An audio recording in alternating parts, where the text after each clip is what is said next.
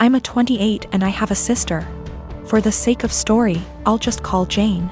Jane is married to Bob and they have 2 kids, boy and a girl. My niece and nephew are wonderful kids and no trouble at all. They fight as siblings do, but nothing big. I love them. Now for about 2 years, I did live with my sister. It was a miserable time that really affected our relationship. She saw me as free labor, money, and babysitting. Even when I managed to get a small part-time job, she demanded I hand over nearly half my pay or get out. It was hell as she took completely advantage of me. I moved out as soon as I could and we have little contact outside of family gatherings. Now after I moved out, she started complaining how she has no help with the kids and never gets a break. I babysit sometimes, but I have made it clear, just 'cause I am off work, doesn't mean I want an 8-hour day with my niece and nephew. Anyway, she started talking about how she wanted to foster a kid. Not a kid, but a teenager. I pressed her for more info on this. She wants to adopt a teenager so she has a live-in babysitter for her kids. This is her logic. I want a kid around 16 or 17, someone who may have been in the system for a while. They can share a room with your nephew. She only has a 3-bedroom house, or sleep in the garage. They can help me with housework, chores, cook, and help me with my business. She bakes and sells cookies, also babysit the kids so me and Bob can go out sometimes or have some alone time. They'll be so grateful for a home and won't complain. I won't have to pay them at all. And then when they turn 18, I can just sign up for another foster kid. A teenager will be so much easier than a little kid. They will be grateful just to have a roof, food, siblings if they have been separated from their real ones, and clothes. I was horrified. Told her it was a horrible idea. She didn't listen to me. She went on with it anyway. About a month ago, a social worker showed up at my apartment to ask me some questions about my sister. She had put me down as a character witness or something like that. I immediately told the social worker why my sister really wanted to foster a kid and how she treated me when I lived with her. The lady thanked me.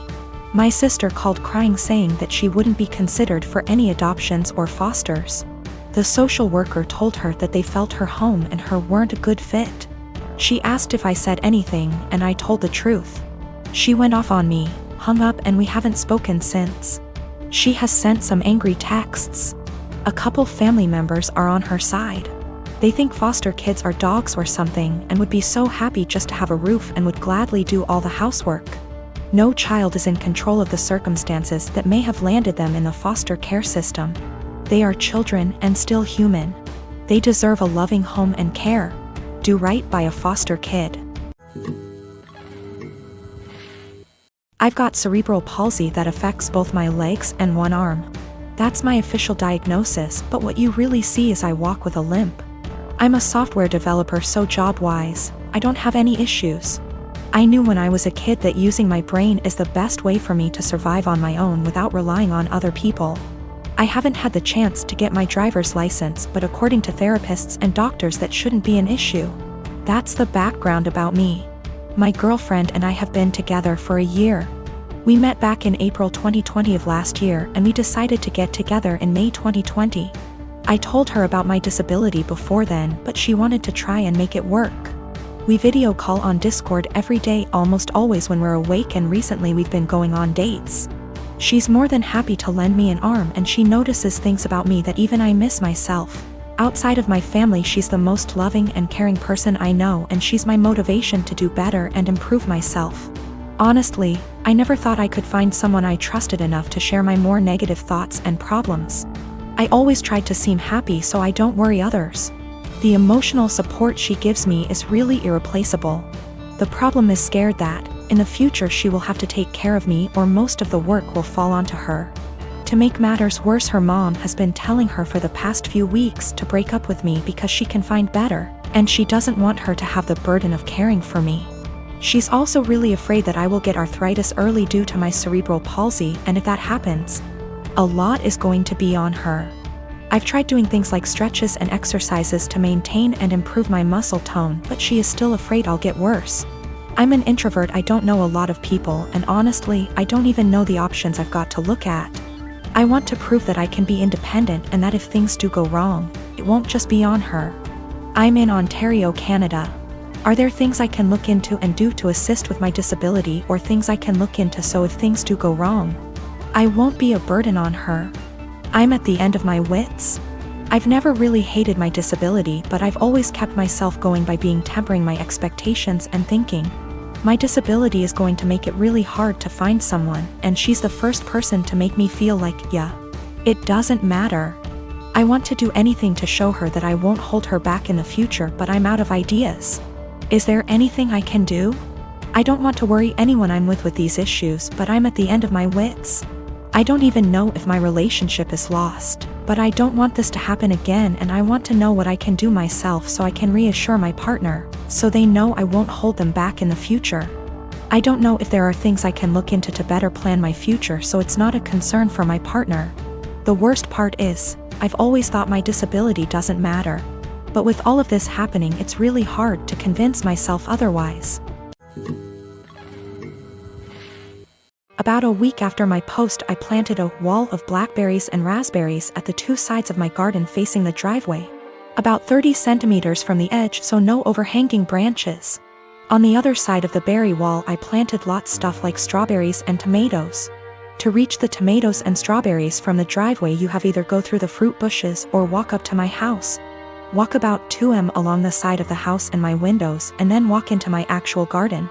Not something you do by mistake. For about 2 weeks it was somewhat quiet, but I still found the kids on my driveway every single days. As far as I know, they did not enter the garden, and I hadn't noticed them walking around my house anymore. So I figured the bushes were working. About 1 week ago, berry season started, and my bushes are now full of raspberries, and there's lots of strawberries as well. The neighbors noticed. First I caught the boys picking and eating raspberries, so I told them off and dropped them off at home, told their mom I caught them stealing. That's how I see it, even though it's fruit, and that I'd call the cops next time. She huffed and told me to grow up, but took the boys inside anyway. After that it was quiet up until yesterday afternoon, when I went out for a while and found the dad and his 2 sons right in the middle of my garden when I returned, clearing my bushes and plants. I didn't even confront them.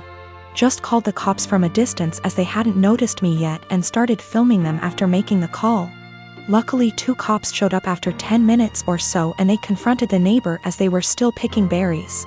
They told them they were trespassing, and that the berry picking was in fact considered stealing, and that I could press charges. For the first time I noticed a bit of fear in my neighbor. He was having trouble finding his words and kept looking back at his house. I guess hoping his wife would show to yell at the cops. They all went inside with the cops, so I just went home as well. After a while the cops came by and asked me if I wanted to press charges. I asked them if they felt like they scared the neighbor enough to stay away. I got a small smile and yes, about him, but the wife had just kept shouting at them and her husband about the little living next door. I told them no for now, asked them if I'd be allowed to get an extra camera set up on the wall between my garden and the road, to cover the entire front garden plus driveway. They said that's allowed as long as it's on my side of the wall. So, now I'm getting an extra camera installed. One neighbor knows I'm done messing around, but his wife isn't there yet, and if I ever catch any of them again, the cops will be called and possible charges will follow. I have a friend from high school who has a teenage daughter that recently started having fainting spells. I remembered that my nephew had this issue as a child and texted in Messenger to ask my older sister about what they found out about him and if it sounded like my friend's daughter. I asked via text because she is pretty busy. She answered that he still has it and it's a condition he has with anxiety and it overwhelms his heart sometimes. An hour or so later she started talking, again, via text, about how her son and daughter, both young adults now, are mentally handicapped and have psychotic episodes, saying that the daughter totally made up the flea issue they had in their house and her mental issues caused her to break out in hives. This made me confused as I've been with her kids and even took my niece on vacation with us so she could ride the slides with my husband. Not my thing anymore, and she was perfectly fine. Well, an hour later my sister texted me saying all of that was not her. After she had told me about her son's anxiety issue, she had went to work and her husband. Yes, her husband had pretended to be her and even Googled all this BS up. I already had issues with her husband. He has lied and has had other issues before. To say I was angry is an understatement. Her husband, who is not her children's father, was bad-mouthing and telling me her kids are mentally unstable. Carl already has a past of being like this to her kids, and my sister went along with it. I told her, that was it. I'm done. I went no contact for the past month, although I kept in touch with the kids. She has a younger son, age 15.